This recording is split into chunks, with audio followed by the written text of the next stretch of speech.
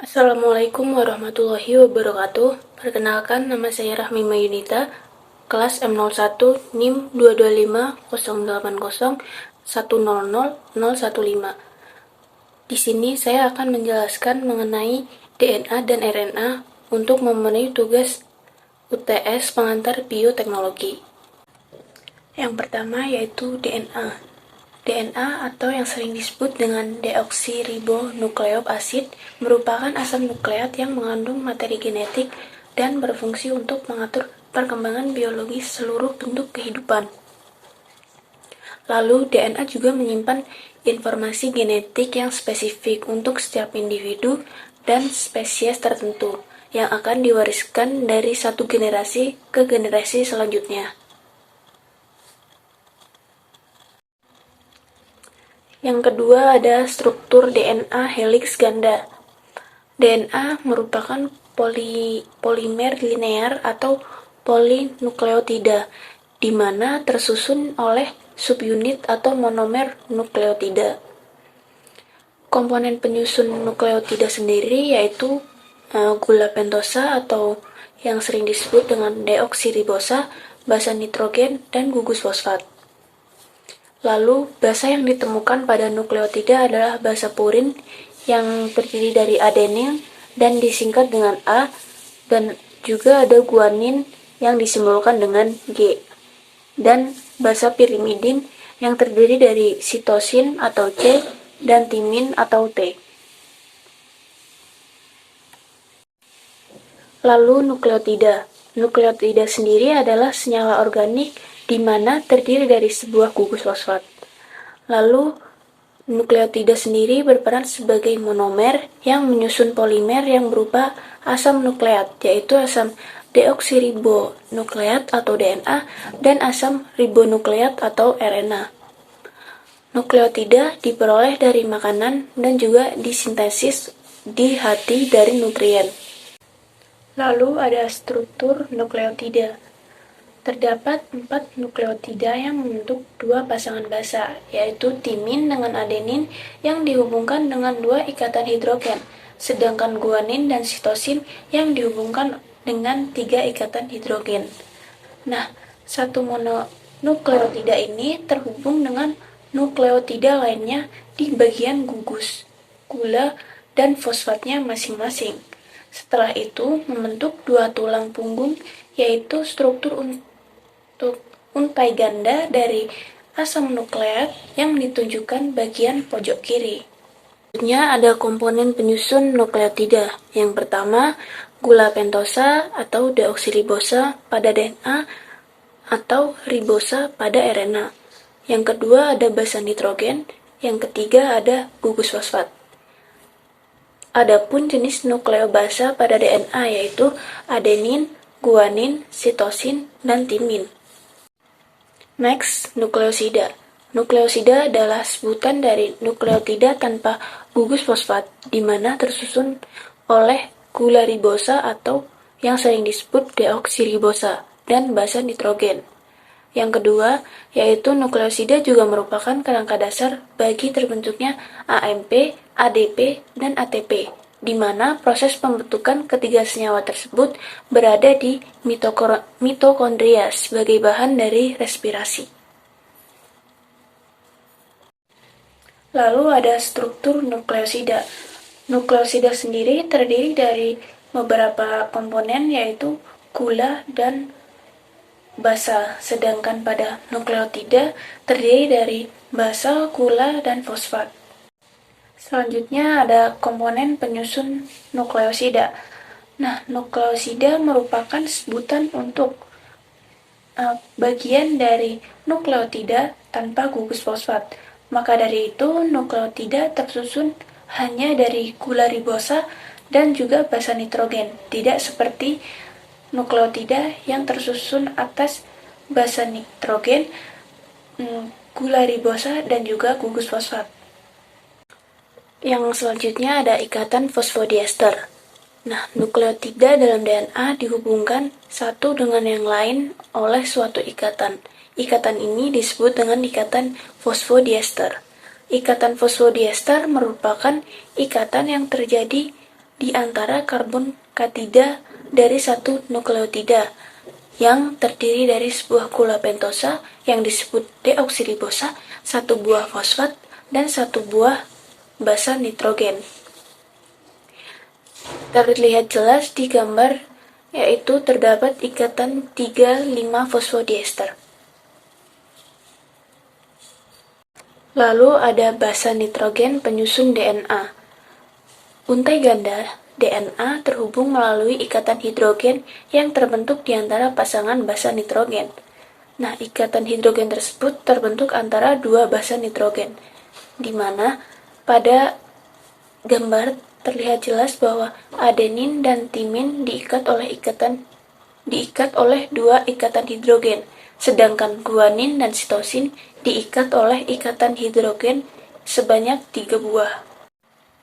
Selanjutnya ada pasangan basa. Pasangan basa merupakan dua nukleotida dalam RNA atau DNA yang saling komplementer dan terhubung oleh ikatan hidrogen. Pasangan basa juga sering disebut sebagai base pairs. Nah, pada sitosin, mereka akan berikatan dengan basa nitrogen guanin, sedangkan adenin akan berikatan dengan timin. DNA terbagi menjadi 4 bagian, yaitu aDNA, bDNA, zDNA, dan yang terakhir ada cDNA. Yang pertama yaitu aDNA. aDNA mempunyai 11 basa perputaran dan lebih aktif dibandingkan dengan bDNA. Sedangkan yang kedua ada bDNA. bDNA sendiri mempunyai 1 perputaran basa dan sering digunakan untuk replikasi RNA. Yang ketiga yaitu zDNA yang mempunyai 12 basa perputaran dan digunakan dalam penerjemahan RNA. Lalu yang keempat ada cDNA yang merupakan bagian yang digunakan untuk pengujian obat dan identifikasi penyakit. Nah, cDNA ini sering juga disebut dengan klon. Lalu RNA.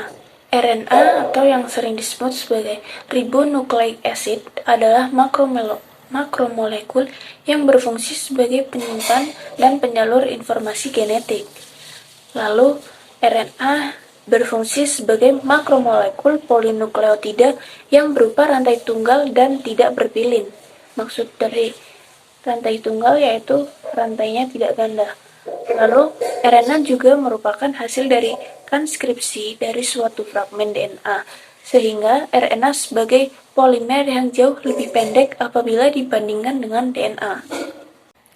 Lalu ada struktur RNA. RNA merupakan polimer yang tersusun dari sejumlah nukleotida. Setiap nukleotida mempunyai 1 gugus fosfat, 1 gugus pentosa, dan juga 1 gugus basa nitrogen. Polimer tersusun dari ikatan berselang-seling gugus fosfat dari 1 nukleotida dengan gugus pentosa dari nukleotida lainnya. Selanjutnya nukleotida. Masing-masing dari polinukleotida terdiri dari banyak ribonukleotida, di mana setiap ribonukleotida tersusun dari gula ribosa, gugus fosfat, dan basa nitrogen. Yang kedua ada gula pentosa. Gula ribosa pada molekul RNA merupakan jenis pentosa yang memiliki gugus hidroksil atau OH. Lalu basa nitrogen. Basa nitrogen yang menyusun RNA adalah basa purin, yang terdiri dari adenin dan guanin, dan basa pirimidin yang terdiri dari sitosin dan urasil. Macam-macam RNA. RNA sendiri dibagi menjadi 3, yaitu rRNA, mRNA, dan tRNA.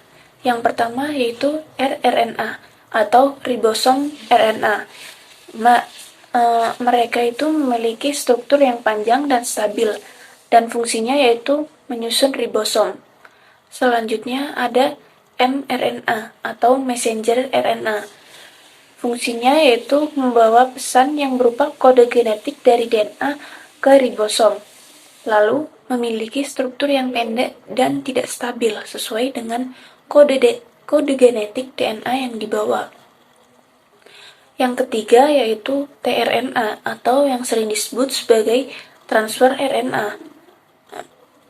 tRNA ini memiliki struktur yang paling kecil, sehingga berfungsi membaca asam amino yang dibutuhkan dengan melekatkan diri pada mRNA, lalu mengantar ke ribosom. Selanjutnya, terdapat beberapa perbedaan DNA dan RNA. Yang pertama, berdasarkan letak. Untuk DNA sendiri, letaknya ada di inti sel, sedangkan di RNA ini letaknya ada di inti sel, sitoplasma maupun ribosom.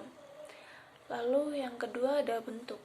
DNA sendiri memiliki bentuk pita spiral ganda dan RNA pita tunggal. Lalu komponen gula. Pada DNA komponen gulanya yaitu deoksiribosa, sedangkan RNA komponennya merupakan ribosa. Lalu ada ukuran. Ukuran DNA itu sangat panjang, sedangkan RNA ukurannya itu pendek. Lalu ada basa nitrogen. DNA terdiri dari basa nitrogen purin yang terdiri dari adenin dan guanin. Lalu ada juga pirimidin yang terdiri dari sitosin dan timin.